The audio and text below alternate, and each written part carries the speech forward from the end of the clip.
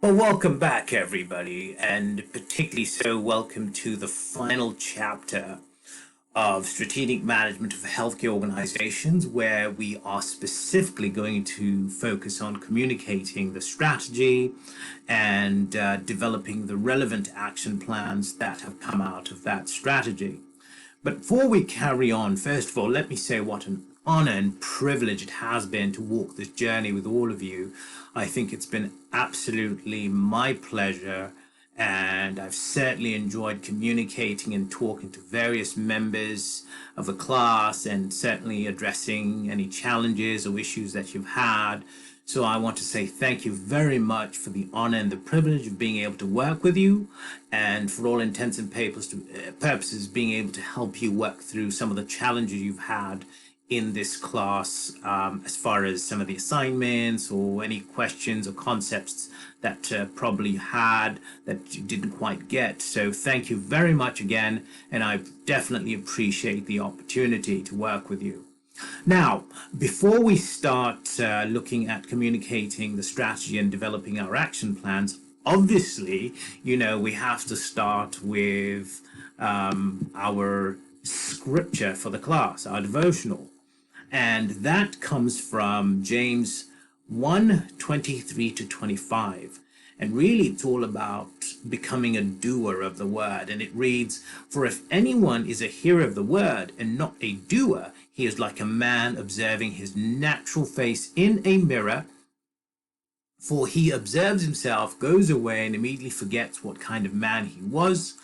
But he who looks into the perfect law of liberty and continues in it, and is not a forgetful hearer, but a doer of the word, this one will be blessed in what he does." And I think that is particularly relevant to this class. I mean, we've gone through this whole strategy formulation business. If you think about it, we've gone through the whole process of strategic planning, which involves situation analysis. We've looked at external analysis. We've done an internal analysis. We looked at directional strategies. And then we've gone into strategy formulation phase, where we looked at, again, directional strategies, adaptive strategies, market entry strategies. We looked at competitive strategies. And then ultimately we got to the third phase, which is planning the implementation. And we've gone through the service delivery strategy, we've gone to support strategies, and now we're at action plans. So guess what? This is an opportunity essentially to be doers of all that we have heard, all that we have read, all that we have studied, all the prior work that we've done. So I'm really looking forward to this, and I think we will all enjoy this part as a culmination of all the work that we've done in terms of realizing the fullness and the benefits of the strategy formulation process, strategic thinking, strategic planning, and hopefully we will get something that is very practical and beneficial out of this for our own employers or for our own particular roles. So really just going back again, looking at the strategic thinking map once again, and really understanding the hierarchy of strategic decision alternatives. So initially, right from chapter 1, we looked at directional strategies. And then that entails the mission, the vision, the values, goals. We looked at our adaptive strategies, and then we addressed expansion of scope, we expect contraction of scope, and certainly the maintenance of scope. We looked at market entry strategies, and there we looked at purchase, cooperation, development, and then we got to competitive strategies. We looked at strategic posture, positioning, market segment. And now we've come to the end of the implementation strategies, because we previously addressed service delivery, we previously addressed support, and now we're looking at the unit action plans. Okay, so all the service delivery, the pre-service, the point of service and after service, and then the support side, which involves the organizational culture, the structure, and the strategic resources, have culminated into decisive unit action plans. You might call them strategic business unit action plans or strategic service unit action plans. And those, we know from reading this chapter, involve objectives, actions, timelines, and responsibilities. So as we look at the logic for these implementation strategies, we see it's again an ends and means process. We've come from our directional, adaptive, market entry, and competitive strategies. Then we've gone through the whole process of the value-adding strategies, which include service delivery strategies, support strategies, and now with the action plans. And of course, each one pretty much rolls back into the other. So an ends means type of process. But when we talk about really implementation through action plans, here we're talking about what various organizations may refer to as tactical plans. They may refer to them as business plans or action plans. We're really talking about essentially the same thing, but in health service organizations, probably the dominant term you're going to hear is going to be action plans. And of course, beyond that, as far as implementation of them, a key part of it is who's going to be responsibility for these, who's going to be responsible for these plans, who's going to bear responsibility in the end for these plans. And then ultimately, the question is, how are we going to make sure we communicate the strategy so that everybody in the organization is clear about the direction we're going in, and they understand what the individual responsibility is in terms of realizing that strategy through the actions they are expected to perform in their individual responsibilities. So essentially, when we talk about implementation through an action plan, there's the whole process that we go through in terms of developing these action plans. And in developing these action plans, we have to ask ourselves some very important key questions. Some of those questions are: what objectives should the units describe? What actions are necessary to accomplish the various strategic business unit objectives? And in what sequence should they be accomplished? The other question we have to ask ourselves is who in the particular, or in the organization, or in the strategic business unit or strategic service unit will be responsible for accomplishing each of these actions by the designated time. Another question that is pretty critical is what resources within the organization will be required to accomplish each action in a timely manner. And finally, we have to be able to address how the results will be measured. Now, included in your slide, you'll see an action plan template that helps you think through developing the various objective statements. And obviously, you have to think about the actions for each objective statement. You have to think about the completion dates and certainly those people that are going to be responsible, the human resources. Now, in terms of setting objectives, we typically say that it's very important that objectives should be characterized by reinforcing the organization's strategic goals, which of course are very mission critical.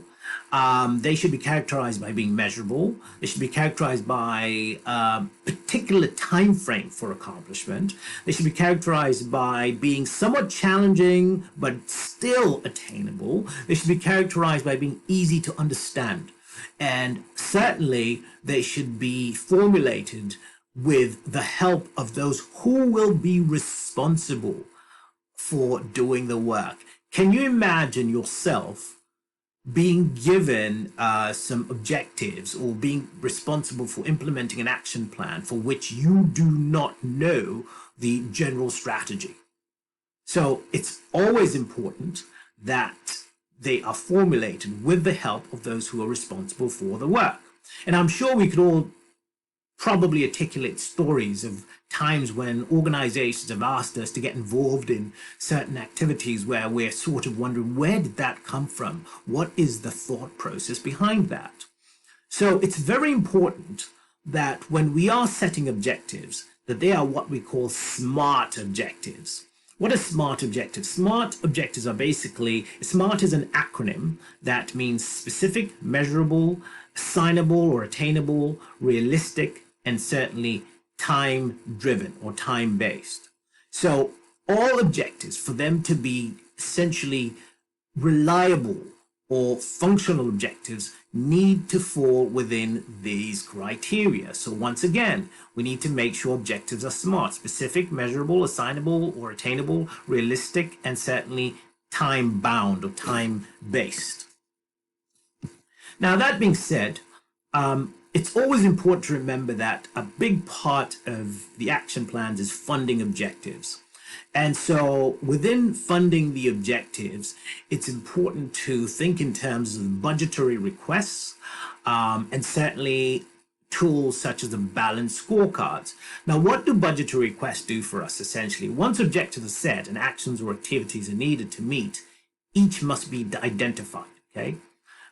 Expected revenues and costs must be reviewed, and they have to be associated with achieving the relevant activities and worked into the budget requests. So it makes budgets very, very important to action plans. And then, of course, there may be a flow chart or diagram to help keep things sequential or logical, so to speak, because certain things need to be accomplished before others. So very important to keep that in mind as far as budget requests.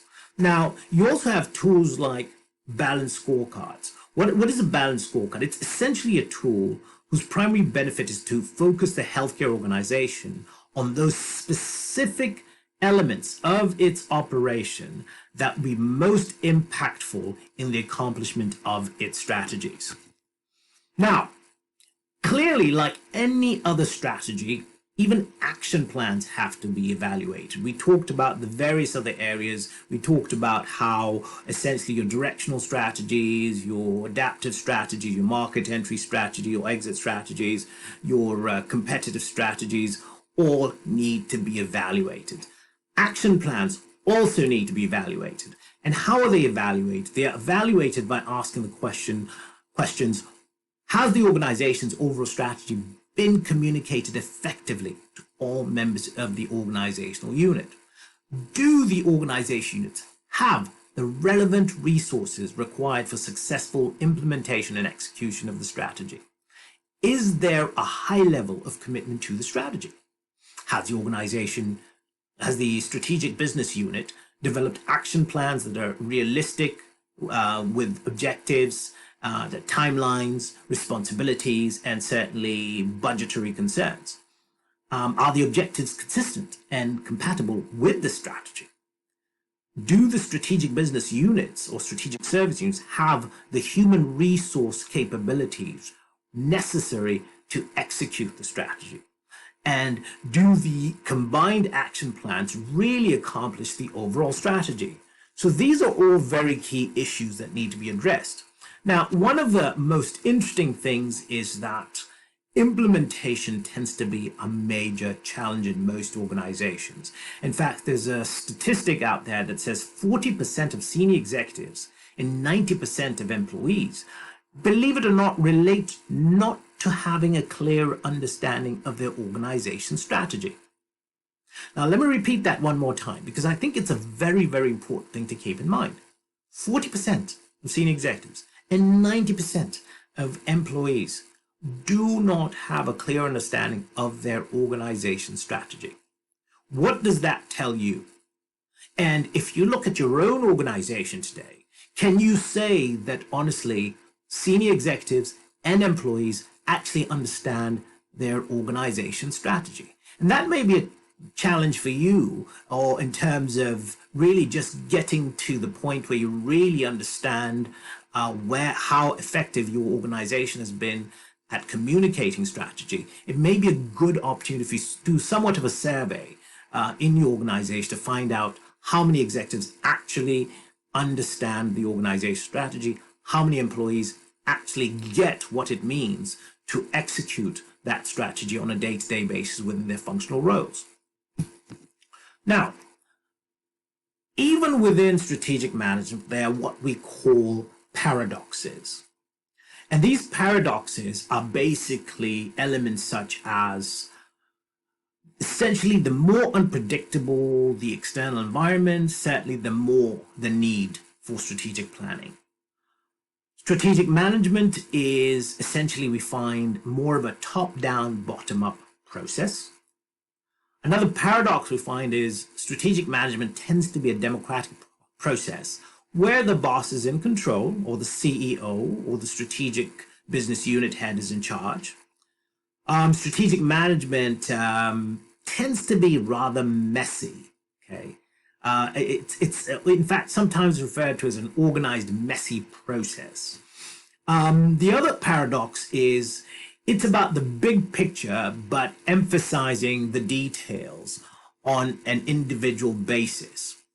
And then some of the other paradox we come across is the whole idea that strategic management concerns destruction renewal. The other aspect is the rules for success are written outside of the organization, in the environment, but competitive advantage is created within the healthcare organization. Okay.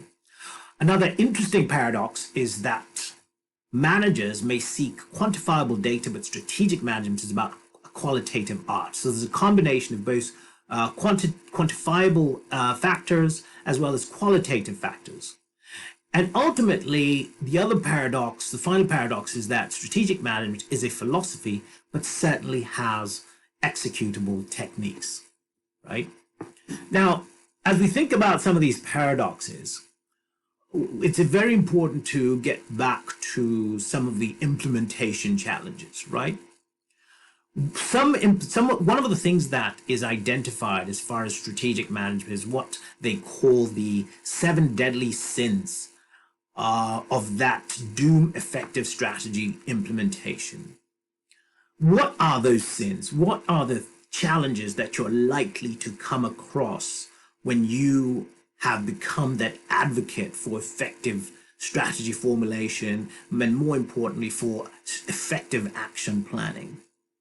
So some of the issues, some of the deadly sins, the 7 deadly sins, include essentially lack of rigor, insight, vision, ambition, or practicality.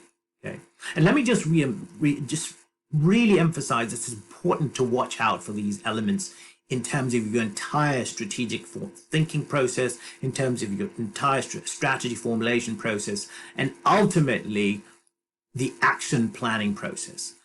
Because at the action planning stage, that is not the place where you want to start talking about issues such as lack of rigor, insight, vision, ambition, or practicality. These aspects should have been identified much earlier in the process. Remember, we talk about a very logical and sequential process. And then another sin is that people are not sure how the strategy should be implemented. Okay. Another sin would be strategy communicated on a need to know rather than freely and democratically throughout the organization. Okay. Another sin is finding that there's nobody responsible for every aspect of strategy, execution, or implementation. Right. Another sin, you might call it, is essentially when leaders send mixed signals by not being available when implementation or execution begins. Another sin could be unforeseen obstacles where there's a lack of preparation in terms of anticipating them. Another sin is essentially strategy becomes all-consuming and all other operational details are essentially lost or neglected. So the primary focus becomes essentially just the strategy, right?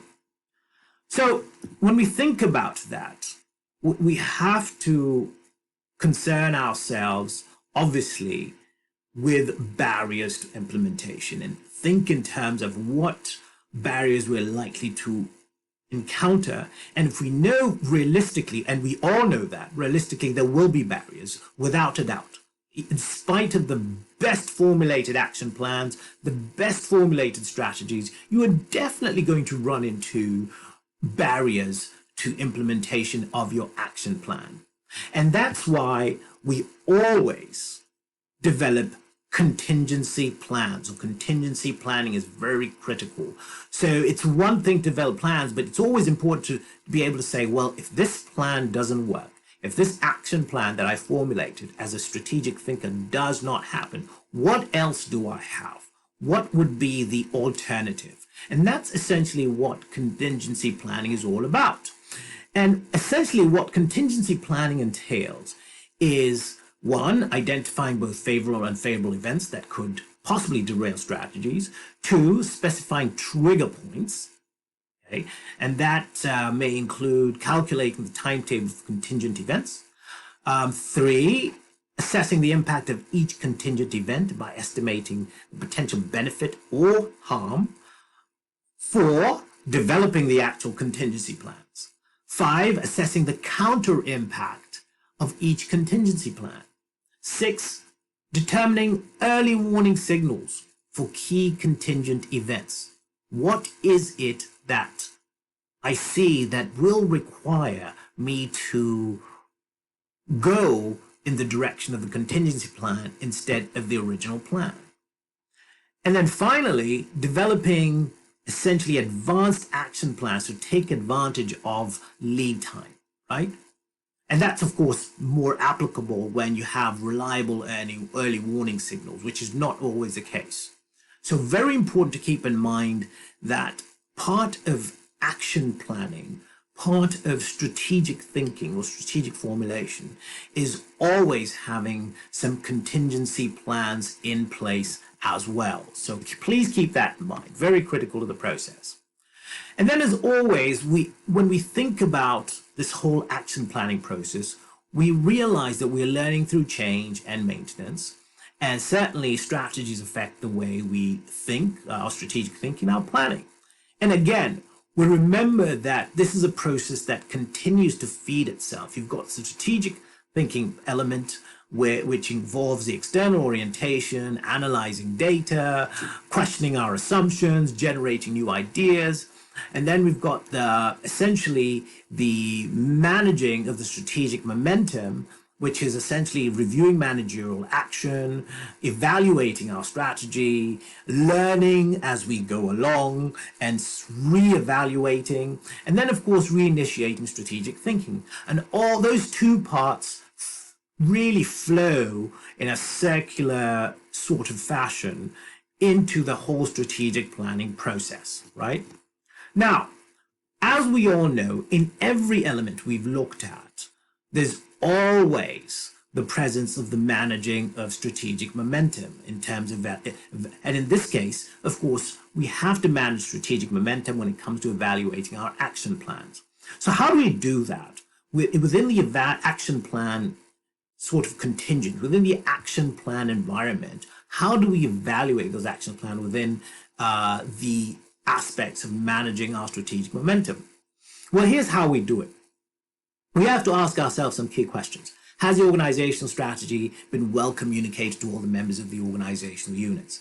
Do the organizations have the resources required for successful execution of the strategy? Is there a high-level commitment to the strategy within the organizational unit? Has the organizational unit developed action plans, including realistic objectives? We talked about those SMART objectives. Has it done that? Okay. Are the unit objectives consistent and compatible with the overall strategy that has been developed, or is it out of sync? Do the organization, the strategic business units, have the human resource capabilities required for successful execution of the organizational strategy? Or do we have to go outside of the organization or inside the organization and recruit additional human resources?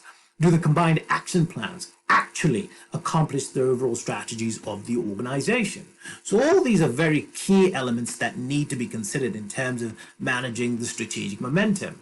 And we have to really think of it in terms of essentially having a map and a compass. So within the map, we're essentially looking at we're taking a more analytic and rational approach. We've got a logical sequence of steps. We've got very specific processes to take, and we know that they're typically it's a better in known world. It's familiar, so to speak.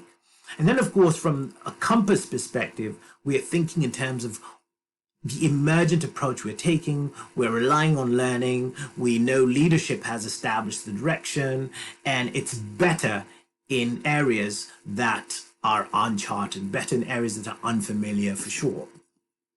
But at the same time, one of the key elements, and I really want you to take this away as you go to your organizations, as you apply this action planning process to your individual roles, I really want you to think in terms of do's and don'ts of strategic management.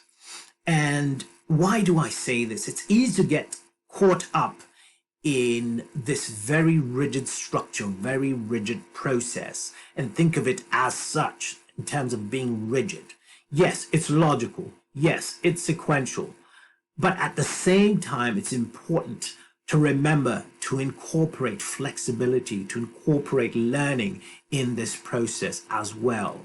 And that's why we have these do's and don'ts of strategic management. So once you've been through this process, as you have through this class, it's very important to do certain things. Okay. And let me mention some of them here. One of the things you want to do is understand strategic management is essentially a philosophy and not a technique. You need to remember the process is more important than the product or the plan. We need to involve everyone possible in the process. All stakeholders that can be involved should be involved. We need to make sure that people take ownership of the process and the results. We need to understand the external environment is an essential task and definitely one to be understood as effectively as possible. We need to expect it to be challenging and maybe take years before we're able to manage strategically. We need to be ready to learn and reinvent the process. We need to expect things to get worse before getting better. We need to remember that we will never get it 100% right. And it's also very important to expect the process to be exciting and to be challenging and to really be an adrenaline-driven process. So very important to keep these do's, so to speak, in mind. Now, at the same time, there's also the don'ts. And what are the don'ts? The don'ts essentially mean don't expect strategic management to be a magic bullet. It is not a panacea for every issue an organization has. It doesn't resolve all the issues. Don't start without a full commitment from your leadership and make sure that they're engaged. Don't expect perfection. Anybody expecting perfection will be very, very disappointed. Don't rely on consultants or outsiders, small staff group. Essentially, do the work it takes to go through the process from your directional strategies to your market entry exit strategies to your competitive strategies to your essentially your implementation strategies as well. Do the work, right? Don't rely on external sources, outsiders too much, except where absolutely necessary. And then don't follow the process of strategic management blindly. Don't expect someone to give you a template that matches perfectly with your organization. Remember, each organization has its own unique characteristics. Don't expect it to be easy or quick. Don't expect that everyone will understand the full implications at first, and it may require you to educate them on the value of this process. Don't expect immediate results. Don't expect the future to be an extension of the past.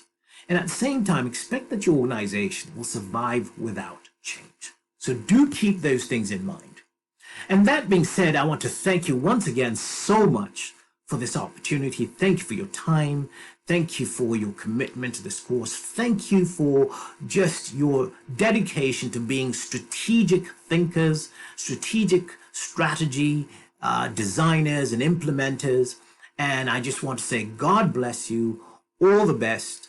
And by all means, if there's anything that I can be of service to you in, please don't hesitate to reach out. Please don't hesitate to get in touch. I am here for you. And once again, God bless. And here's wishing you all the best.